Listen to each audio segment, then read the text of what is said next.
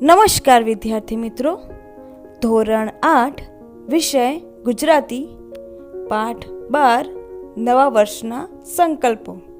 તો વિદ્યાર્થી મિત્રો, હવે આપણે પાઠને સમજીશું. મારી આત્મા સુધારણા તો આમ ફિલસૂફીને પંથે ચડી ગઈ. આત્મ સુધારણા એટલે કે પોતાની જાતને સુધારવું. ફિલસૂફી એટલે કે તત્વજ્ઞાન. પંથ એટલે કે રસ્તો.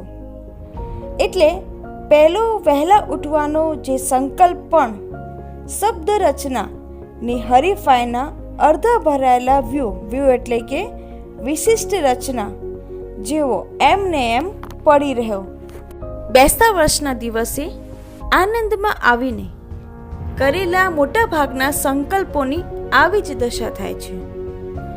એક જણાએ તો દિવાળીની રાતથી ચા છોડી દીધેલી. એમનો સંકલ્પ ચાલ્યો પણ ખરો. 1 અઠવાડિયું, 2 અઠવાડિયા અને 3 અઠવાડિયું એમણે ચા ન પીધી. માતાનો પ્રેમ, પિતાની આજ્ઞા, ભગીના આંસુ, ભગીની એટલે કે એમના બહેનના આંસુ, પત્નીની ધમકી અને મિત્રોની મશ્કરી, ચાની જાહેર ખબરોથી કોઈ એમને ડગાવી ન શક્યું. એ પોતાના નિયમ ઉપર મક્કમ રહ્યા. એમને આ સંયમનો મહિમા 10 દિશામાં ગાજી ઉઠ્યો. સ્વર્ગમાં પણ તેના મોજા એટલે કે સ્વર્ગમાં પણ તેના તરંગ પહોંચ્યા અને ઇન્દ્રનું આસન પણ ડોલી ઉઠ્યું. પણ થોડાક જ અઠવાડિયા પછી એ ભાઈ કોઈક માંદગીની માયામાં ફસાઈ ગયા. એ વખતે થોડાક ઉપવાસ કરવા પડ્યા અને ત્યારે જ એક ધન્ય ક્ષણે એટલે કે એક ધન્ય એવા સમયે એવો ધ્યાન થયું કે ચા પીવાથી ઉપવાસમાં રાહત થશે. એટલે એમને ધીમે રહીને ચા પીવા માંડી.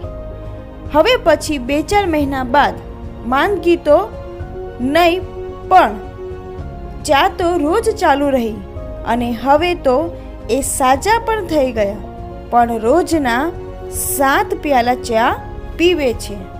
આમ માંદગી બીમારીના બહાને એમનું સંકલ્પ સ્વર્ગે સીધાયું અને ત્યાર પછી ફરી કદી પુનઃજન્મ તેણે લીધો નથી.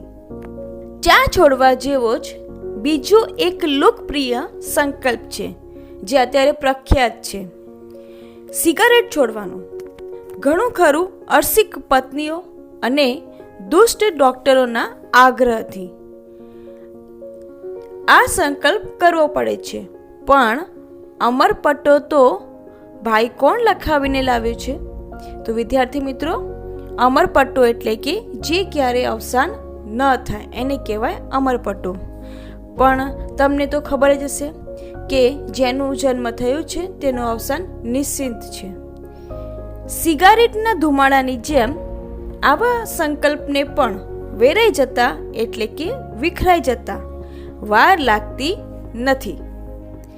કેટલાક વળી દરેક કામમાં નિયમિત થઈ જવાની ધૂન લાગે છે.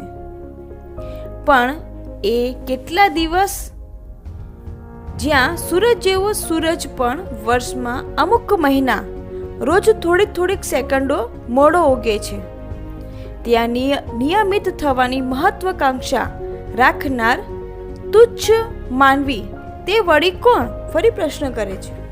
હા, કેટલાક મહાપુરુષો નિયમિત પણ થતા ખરા, પણ એ લોકો નિયમિત છે તેથી તેઓ મહાપુરુષ નથી, પણ મહાપુરુષ છે તેથી તેઓ નિયમિત થયા. એક સંબંધીએ નવા વર્ષના દિવસે ક્રોધને જીતવાનો સંકલ્પ કરેલો. સૌથી સારામાં સારો સંકલ્પ ક્રોધને જીતવો. ક્રોધ ક્યારેય ન કરવો. આમ તો તે વાતમાં ચીડાય અને પાન ખાતા પીડાય એવા સ્વભાવના હતા. પણ બેસતા વર્ષના બીજે દિવસે સવારે તો આ સંકલ્પના સંતોષમાં મલકાતા મુખે એટલે કે મલકાતા મોઢે એમણે પત્નીને બૂમ મારીને કહ્યું, અરે સાંભળે છે કે? પ્રશ્ન કરે છે તેમની પત્નીને. પ્રશ્ન કરે છે. અંદરથી જ શ્રીમતીએ જવાબ આપ્યો, એટલે કે અંદરથી જ તેમના પત્નીએ જવાબ આપ્યો. હવે અહીં આવતો ખરી? પતિ પત્નીને કહે છે. પણ શું છે? ફરી પ્રશ્ન કરે છે. લ્યો કહો, શું કામ છે? પત્ની છે પોતાના પતિને પ્રશ્ન કરે છે. એમણે સ્મિતથી સોંપતા મુખડે કહેવા માંડ્યું, ગઈકાલથી મેં નક્કી કર્યું છે કે કદી કોઈના શબ્દોથી અકળાવવું નહીં. અકળાવવું એટલે કે ગુસ્સો ન કરવો. હોય છે દુનિયા એમ કહી હસી નાખવું. પત્ની કહે છે ઠીક છે. પત્નીને પાછા ફરતા જતા કહ્યું, તને મારો સંકલ્પ ન ગમ્યો? પતિ છે પોતાના પત્નીને પ્રશ્ન કરે છે. એમણે પૂછ્યું, ગમ્યો પણ પાડો ત્યારે ખરા. શું કહ્યું? પ્રશ્ન કરે છે. એમનું સ્મિત વિલાયું. એમનું સ્મિત એટલે કે હસતા હસતા બંધ થઈ ગયા. પાડો ત્યારે ખરા એટલે પ્રશ્ન કરે છે. શું મારામાં એટલો નિયમ પાડવાની પણ તાકાત નથી? ફરી પ્રશ્ન કરે છે. હશે તો જઈશું ને? પત્ની કહે છે. એટલે ફરી પ્રશ્ન કરે છે. તું તારા મનમાં સમજી જશું? પ્રશ્ન કરે છે.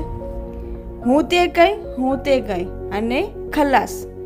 એન્જિન બગડ્યું, મિજાજ છટક્યો અને ફરી તે પોતાનો જે સંકલ્પ છે એ સંકલ્પ તોડી નાખે છે. એ તો આખી સોસાયટી ગજવતા જતા હતા.